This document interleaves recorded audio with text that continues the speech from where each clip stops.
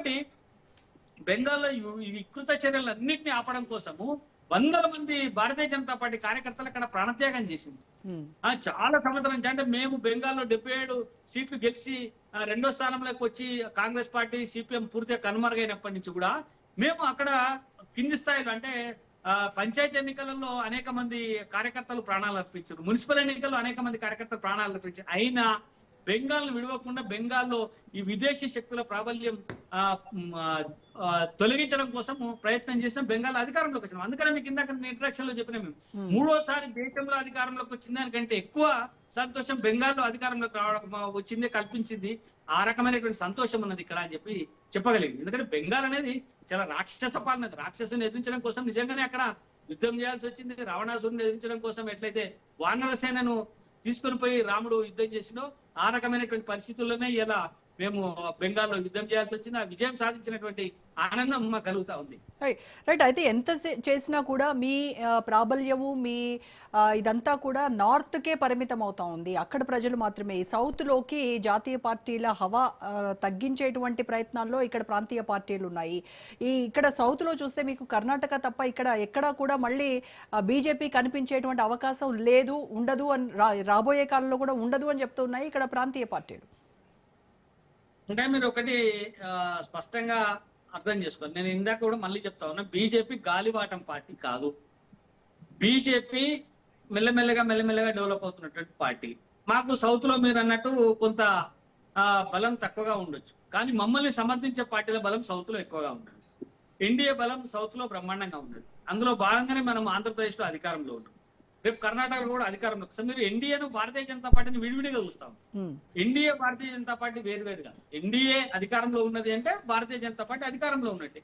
మేము ఆంధ్రప్రదేశ్ లో అధికారంలో ఉన్నాం, రేపు కర్ణాటకలో అధికారంలోకి వస్తాం, రేపు ఇంకా పోతే రేపు తెలంగాణలో కూడా అధికారంలో రావడానికి ప్రయత్నం చేస్తాం. అయితే ఇందులో ఒకటే ఏంటంటే, ఎక్కడైతే భారతీయ జనతా పార్టీ కొంచెం ఎదుగుతూ వస్తా ఉందో ఆ ఎదుగుతూ వచ్చేటువంటి క్రమంలో కొన్ని అడ్డంకులు ఎదురవుతా ఉన్నాయి.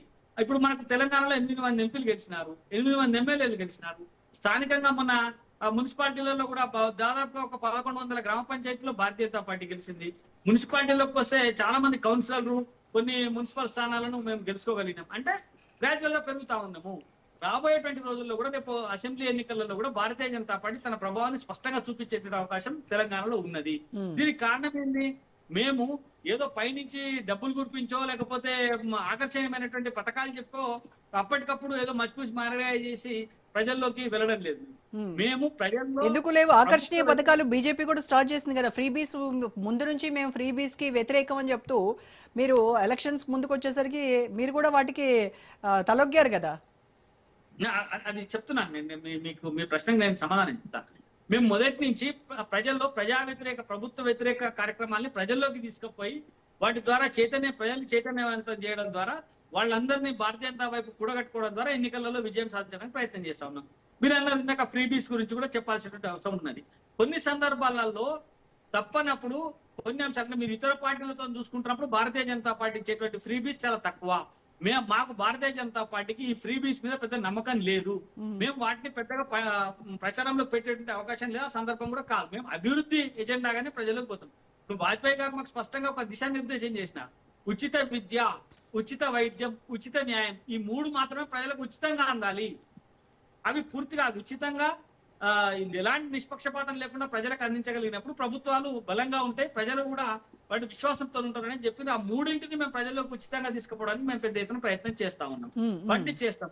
ఇప్పుడు కొన్ని సందర్భాలలో కొన్ని అవసరాలు వచ్చినప్పుడు ఆ ప్రజలకు కొన్ని వాగ్దానాలు ఇవ్వాల్సి వస్తుంది, ఇచ్చినటువంటి వాగ్దానాలు నిలబెట్టుకోవాల్సి వస్తుంది. ఇప్పుడు ఉదాహరణకి మేము రైతులకు ఇచ్చేటువంటి కిసాన్ సమ్మాన్ యోజన పథకం ఉంది.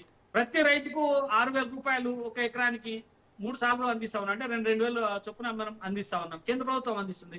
ప్రతి రైతుకు అందిస్తా ఉన్నది. దీంట్లో ఎకరం ఉన్నా, 2 ఎకరాలున్నా, 100 ఎకరాలున్నా 6,000 మాత్రమే కేంద్ర ప్రభుత్వం అందిస్తా ఉన్నది. ఇట్లాంటి కొన్ని పథకాలు అభివృద్ధికి అవకాశం ఉండి అవసరం ఉండేటువంటి పథకాలని తీసుకుంటా ఉన్నాం. వాటిని భవిష్యత్తులో కొనసాగిస్తాం. అభివృద్ధి ఎజెండాగా భారతీయ జనతా పార్టీ ముందుకు పోతుంది. Right sir. రైట్. డిబేట్ లో మనతో జాయిన్ అయ్యారు ఉప్పాల లక్ష్మణ్ గారు.